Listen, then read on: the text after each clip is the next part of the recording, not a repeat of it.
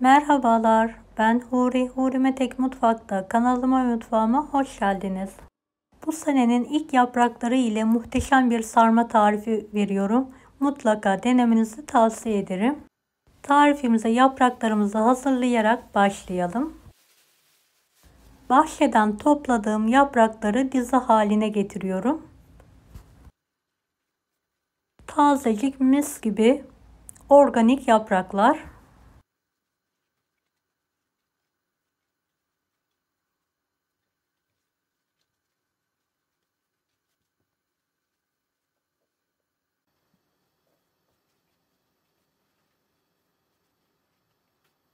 Evet, son yapraklarımı da aynı şekilde dizmeye devam ediyorum.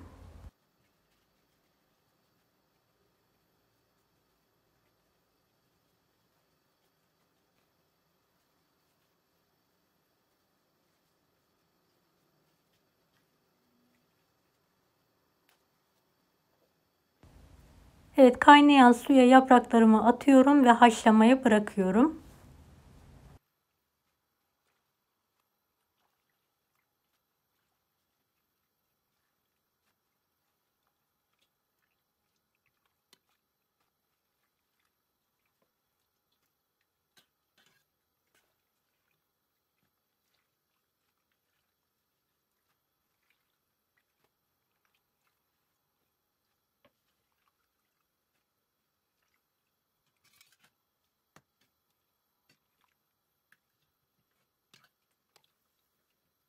Yapraklar yumuşayana kadar haşlayalım.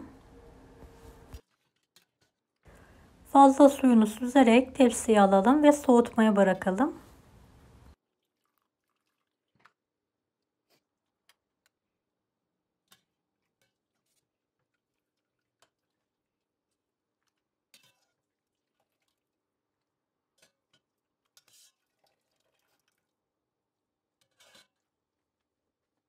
İç harcı için 100 gram kıyma, 2 su bardağı pirinç, yarım su bardağı bulguru yıkayarak üzerine alalım.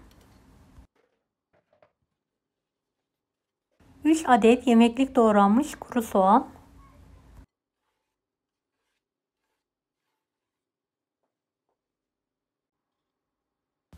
1 tutam maydanoz, 1 tutam dereotu, 1 tutam da taze nane kullandım. Dilediğiniz malzemeyi kullanabilirsiniz.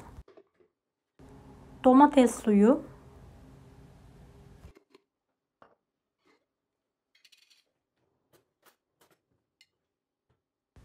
biber salçası, tuz ve karışık baharatlar, biraz zeytinyağı,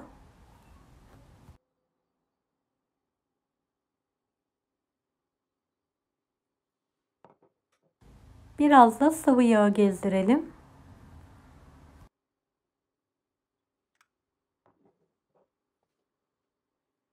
Yarım su bardağı soğuk suyu da ekledikten sonra tüm malzemeyi elimle karıştırıyorum.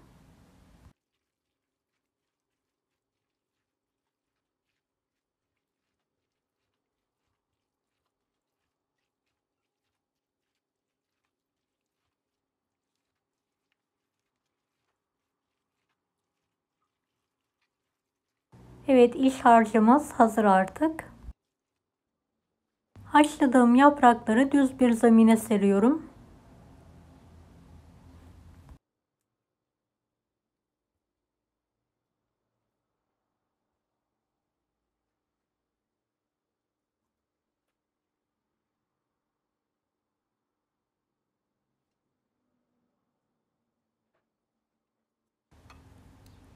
Evet, iç harcı karıştırarak yaprakların üzerine bir miktar alıyorum. Kenarlarını kapatarak sarıyorum.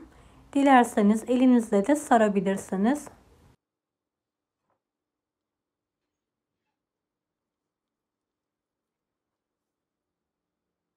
Tüm yapraklar ve iç harcı bitene kadar sarma işlemine devam ediyorum.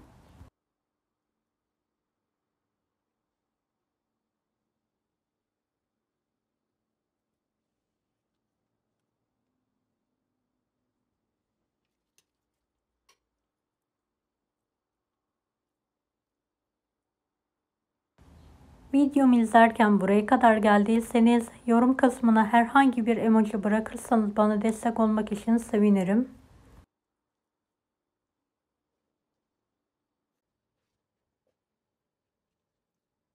Evet, yaprakları düz bir zemine serdim. İç harçları koyduktan sonra sarma işlemine devam ediyorum.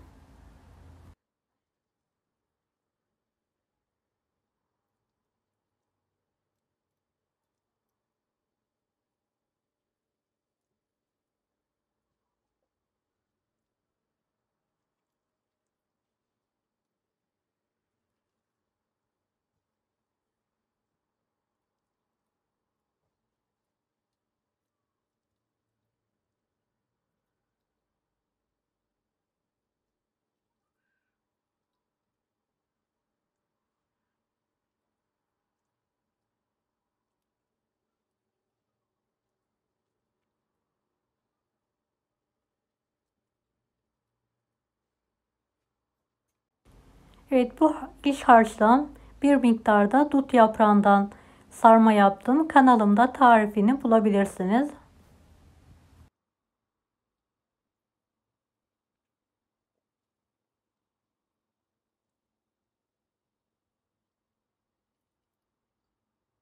Veya açıklama kısmındaki linke tıklayarak dut yaprağından sarma tarifine de ulaşabilirsiniz.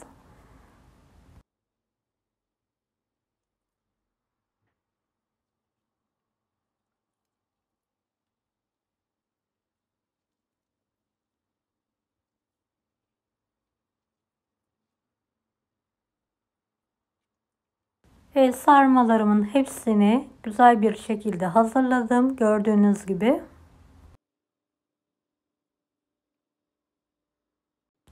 Artık pişirme aşamasına geçelim. Uygun bir tencereye sarmalarımı gelişigüzel bir şekilde alıyorum.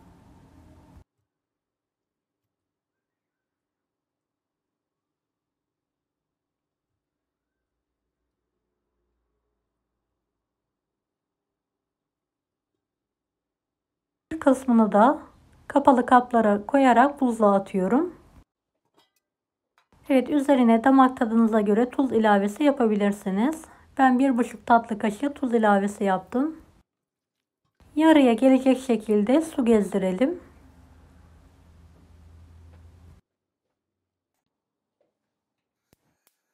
Kapağını kapatalım. Kaynayana kadar yüksek, daha sonra kısık ateşte kendi halinde pişirmeye bırakalım.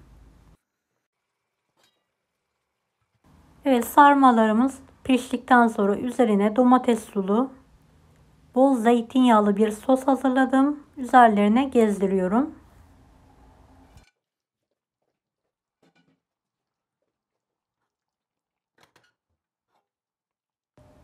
Sosuyla birlikte pişirme aşamasına devam edelim.